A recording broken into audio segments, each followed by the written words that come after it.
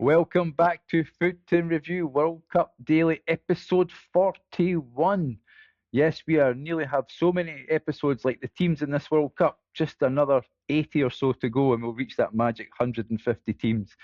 The World Cup semi-final lineup is officially set after another incredible day of quarter-final action. England escaped for a dramatic extra-time win over Norway, while Argentina eventually breaks Switzerland's resistance. In a game packed with controversy, VAR debates and moments of brilliance. They were heroes, they were villains, and there was plenty to get stuck into. But I'm not going to do this alone. I've got Argentina's #1 fan here on the show with me. No need to guess who it is. It's my very good friend John. How are you, my friend?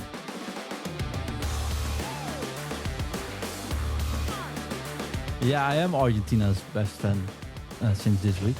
Because like I said, they have good fans. But for some reason, my inbox gets spammed by Argentina women sending me pictures lately. Do you still hate us now? I said, I would forward some, but those aren't safe for work, so to speak. So I don't know what's going on there. But no, I'm not Argentina's biggest fan. I'm going to admit that. But I got to applaud them for what they did. Good, mate. So let's get into it. So it has been a dramatic day of football, hasn't it? So we'll start with the first game. England 2, Norway 1 after extra time. You know, England survive another scare. You know, they were far from convincing, but the tournament is all about finding a way. They've dug deep, they've showed resilience, and are now just one game away from another World Cup final, John. Were you impressed by England's battling spirit? I think so, yeah. You see, I said yesterday, I think it's going to be a close match. I think England has the quality to top this match over Norway.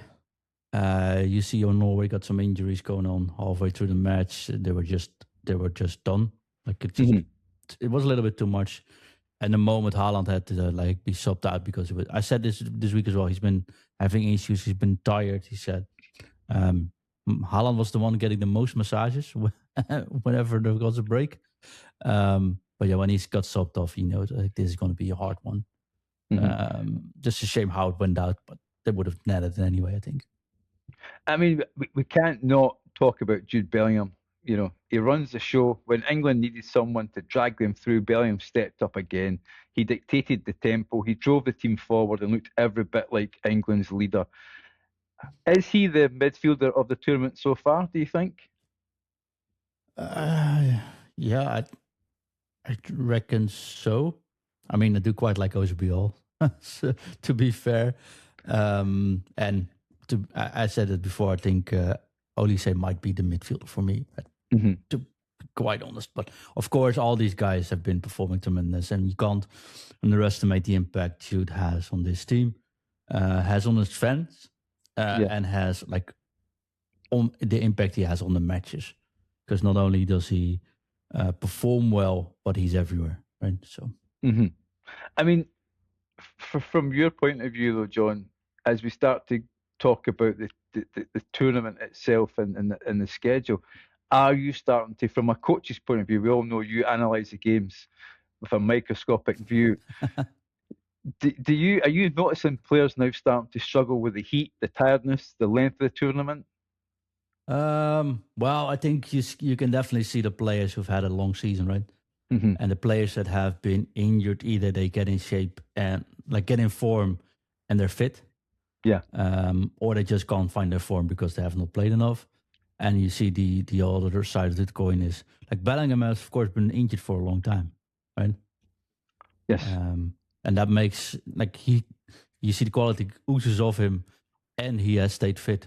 And then you see Haaland on the other side, another guy having long seasons, and halfway through the match, it's like they're toast, they're done. We've seen that Switzerland as well. We see Vargas just completely falling apart. He can't even walk anymore.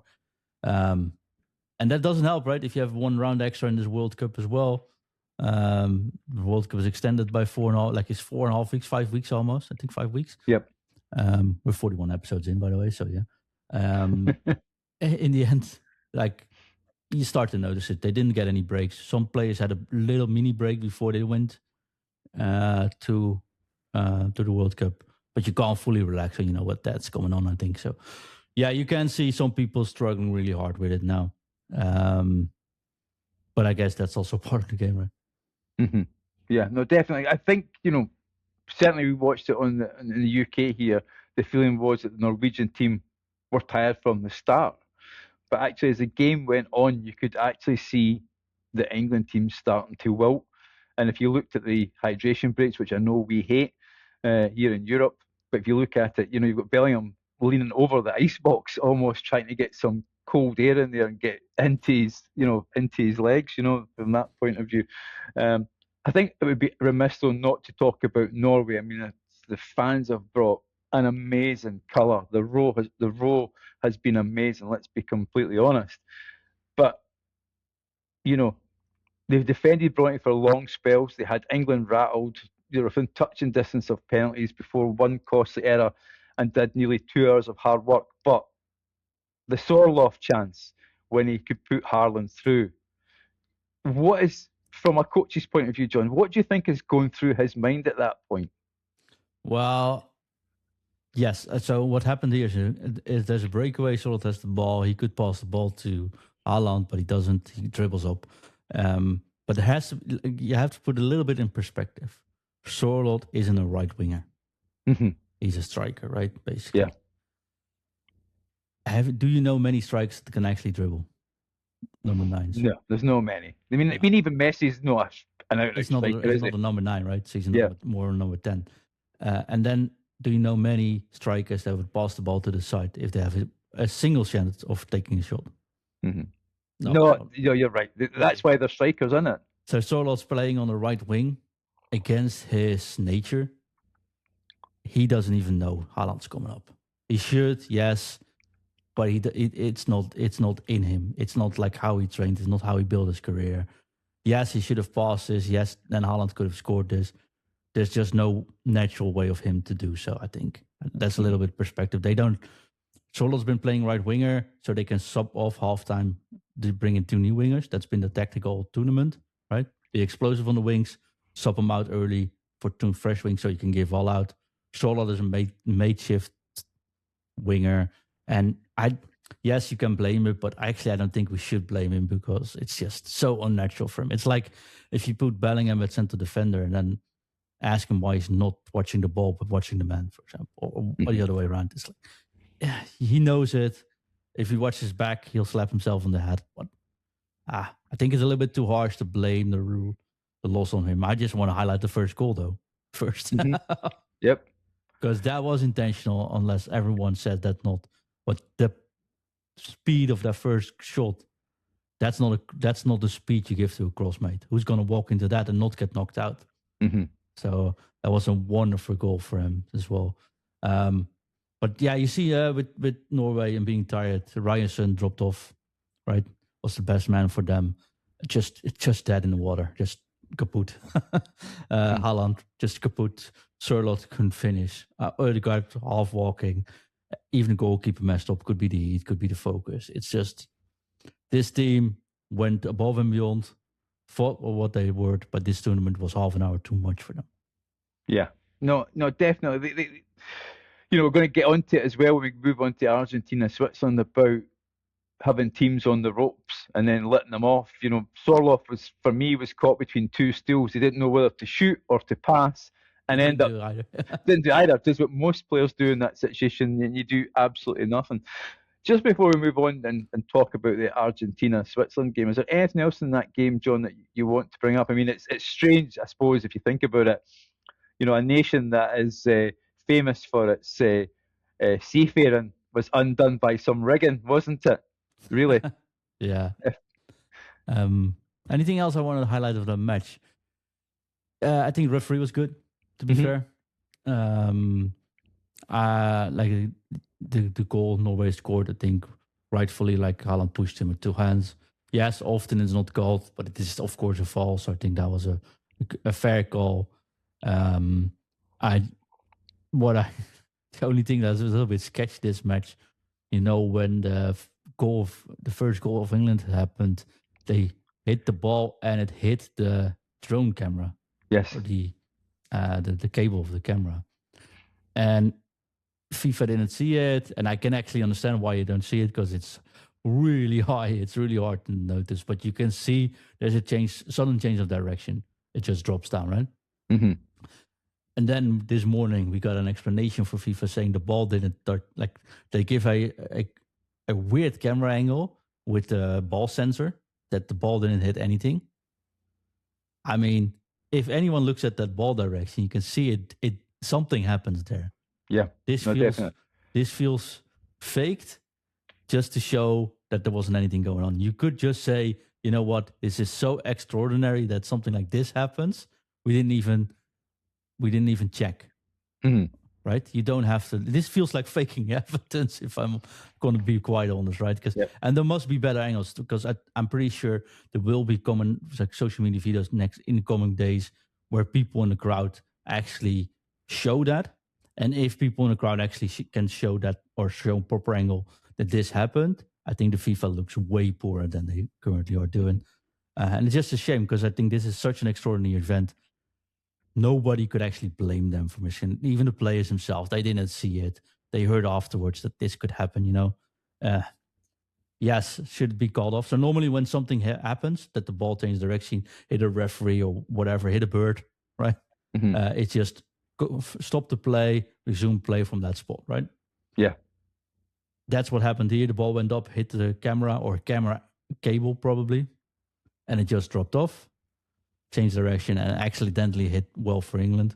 Normally this would be a free kick or like a resume play in the middle.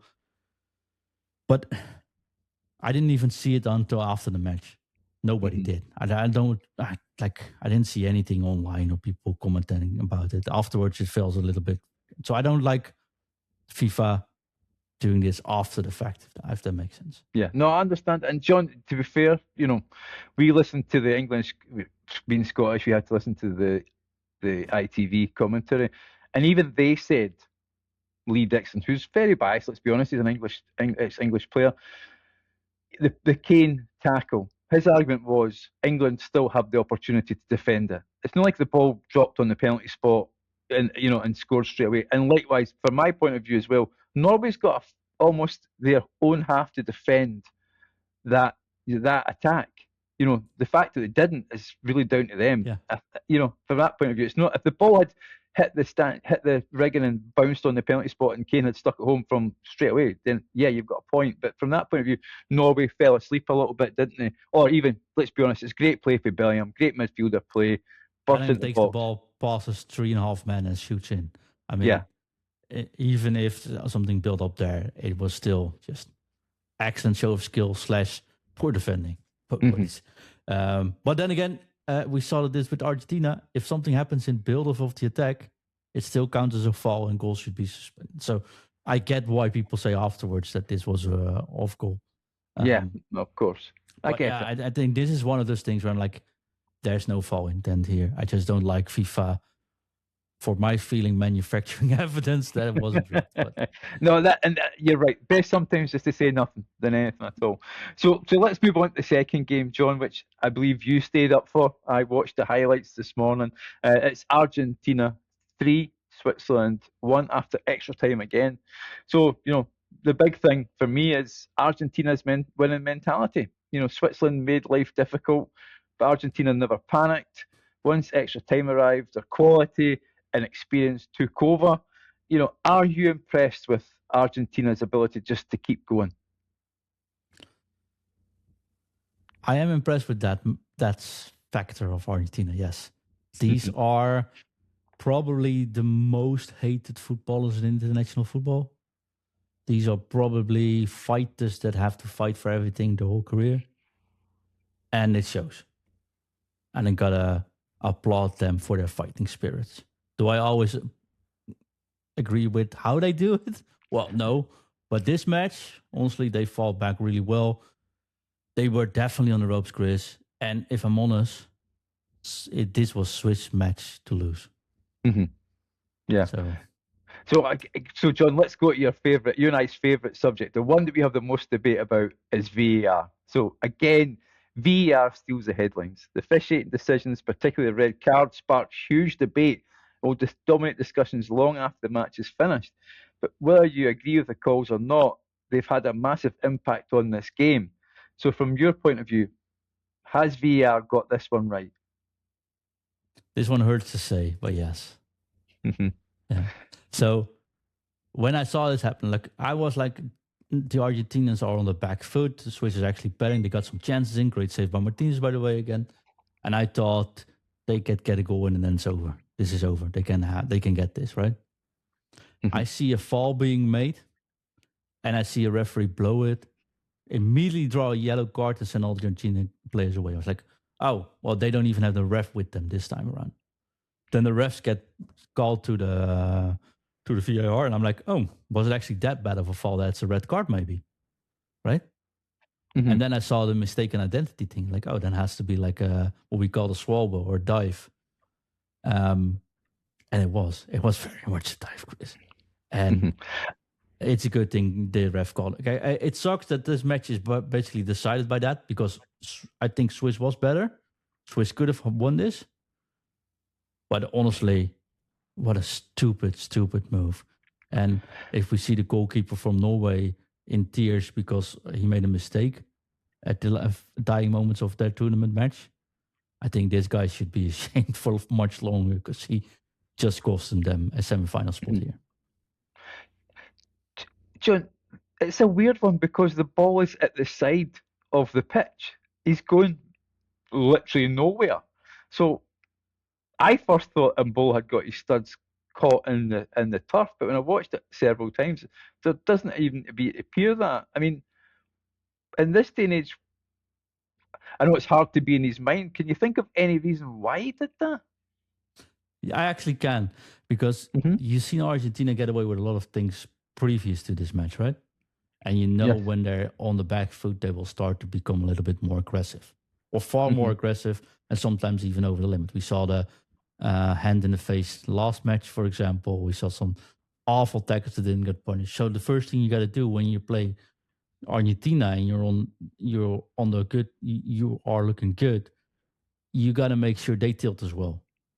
So the moment you feel a touch, you just dive and you scream out the top of your lungs. Just make sure the referee thinks it's a very hard foul, and hopefully they will interfere. If they don't interfere, you know what you're up against. If they interfere, you know you're very good. Suddenly, you're in a very good spot, and that's basically what he tried here.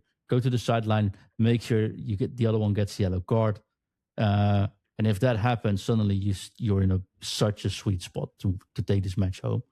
Unfortunately, he did it so poorly that if you look at the replay, which VAR so showed mistaken identity. I love the way they say, like, you're just cheating, mate. What we call mistaken identity. You see him not even looking back, pushes his arms forward first, and then falling over just to make so he was already intended to do that, I think. Get a free kick there, get a yellow card to the opponent, make sure you can save a little bit of time. Such a poor execution, and you're already on the yellow card, and it just cost you the match. I think this is definitely. But again, though, big players, John, produce it in big moments. So Julián Álvarez delivers again. You know, his goal. It broke Switzerland's resistance before Argentina finished the job off I mean, there has been some stunning goals, but that is just a moment of genuine class, isn't it? Yeah, this one and the goal from the Norwegian player, I forgot his name, which I should have checked prior. But both goals were stunning. But to do it on a moment like this, it shows tenacity, right? And I think I applaud him for it. I mean, a wonderful goal. Yes, it didn't go to penalties, but I think at that point of time, Swiss didn't deserve it anymore. Right after the red card happened, Argentina just went full possession. Switzerland stopped playing at all. They just dropped back, moved everything forward. There was no play left. There was no belief left. And therefore, I don't think it wasn't that hard for Argentina to push through. And Kobo actually saved 2 good saves before the match ended, else they would have finished it in 90 minutes as well, I think so. No, definitely. Well, John, that's our review of the 2 matches. We go into our baller, bottler, and drama of the day. So, baller of the day, I think has to go to Jude Bellingham. You know, another complete midfield masterclass. He carries England through difficult moments, led by example, and once again proved why he's one of the best footballers in the world. From your point of view, do you think that's a well-deserved award? Yeah, 100%. Yeah, won't get out any arguments from me there. Mm-hmm. This one, though, you may disagree with me, and it may be a little bit harsh, but I I never really want. disagree with you, Chris. It would make for poor shows if you didn't disagree, mate. This one, you are a fully paid up member of the goalkeeper union, but the bottle of the day has to go to the Norwegian goalkeeper. You know, an absolute nightmare, outstanding for 119 minutes, then chooses the worst possible moment to completely lose his composure. You know, a routine save turns into a gift for England. And just like that, Norway's World Cup dreams is over. Years of hard work, heroic team performance, and a chance at history. Is it all thrown away by one horrendous mistake? I just wanted to ask you a question, John, from a goalkeeper's point of view. Is it tiredness? We've seen it with Lamans as well in the previous game. What's causing this bounce back? Stress. It's just stress. Nyland has had a terrific tournament. Mm-hmm. Absolutely fantastic. And he's one of the reasons next to Haaland and the guy, I think, that they are here where they were, right? Mm-hmm. So can't do anything better at that. And this match, it's probably nerves. It's inexperience. Don't forget, Nyland isn't, I forgot where he played, honestly, but I don't think he plays at the top tier, right? Somewhere in Spain? Should have checked that prior to this. But like Lammers plays at United, should have had more. And I think this is goalkeeper fate, right? You mess up once and it's over. You're the team's last resort. Yeah, and if you feel it sucks really hard. I don't think anyone at the team actually blames him too much, because I think it's like Norway is a team that actually feels like a family, like a team, right? Mm-hmm. So I don't think anyone blames Sørloth for more than 1 minute after that, what happened. And I don't think anyone blames Nyland for this, what happened. It is unfortunate, to say the least. But like I said, in this case, yes, I do agree it's it is the bottler of the day, right? Because it is a plain mistake. And that should be called, because that's where the topic's for. But on the other hand, they would have get it anyway, mate. I don't think they lost it. The team. Yeah, I'm trying not to be too harsh on the guy, because he had a great tournament. You know, you've seen it in the 2002 World Cup. Oliver Kahn in the final fluffs an easy chance. It lands to Ronaldo, who puts it in the back of the net, 2-0, 1-0, and then Brazil going to win 2-0. I'm just wondering from the goalkeeper mechanics. You know, he's had some outstanding saves. Where is it just, as you say, stress, or just a moment of concentration? We can understand for Lamans just on the park, maybe that's what happened there, but from a goalkeeper point of view, is it just one of these things, just bad luck? Yeah, I think it also, like, it happens to everyone. We see the young sometimes miss a touch. That usually doesn't have too much effect. He tries 100 times, 99 times it works.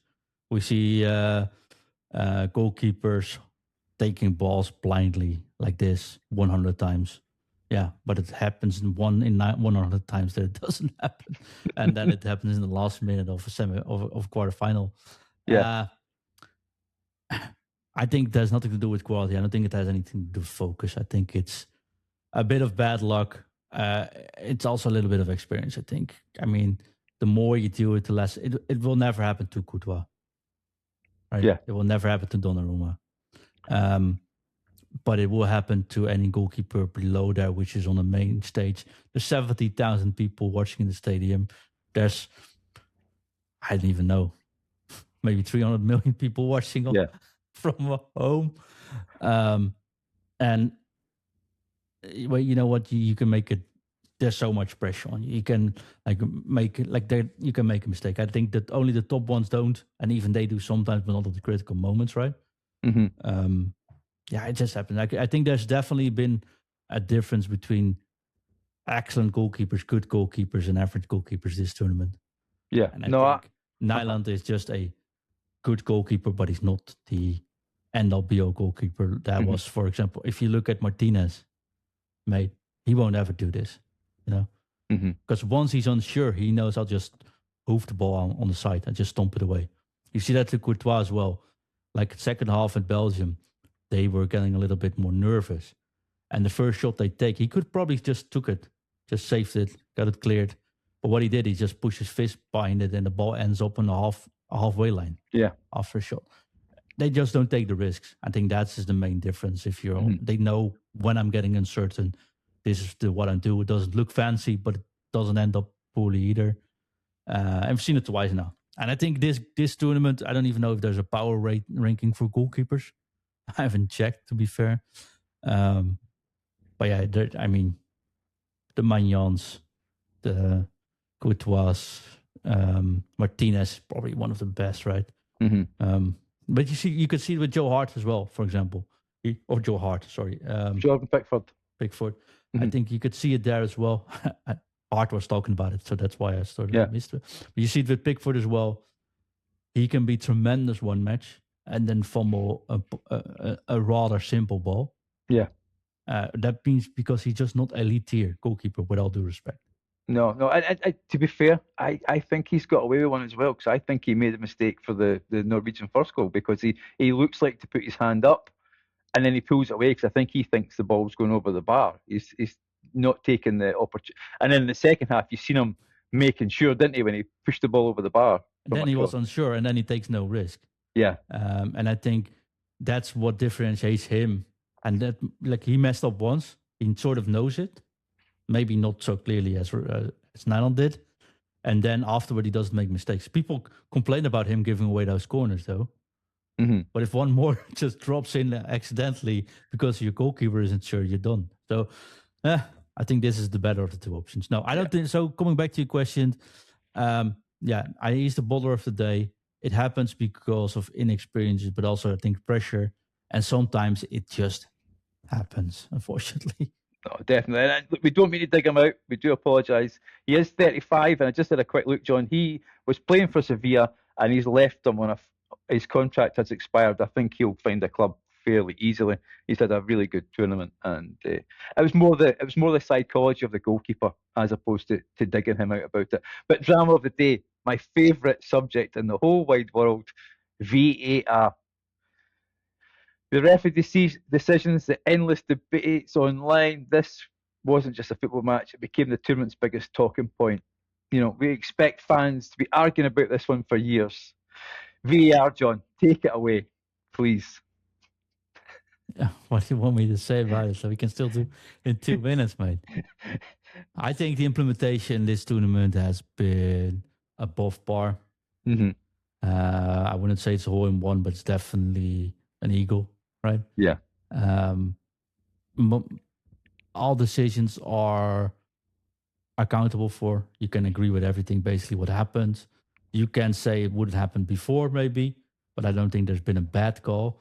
And I think VAR is crucial. If we want to have referees be truly objectively, then I think VAR is crucial.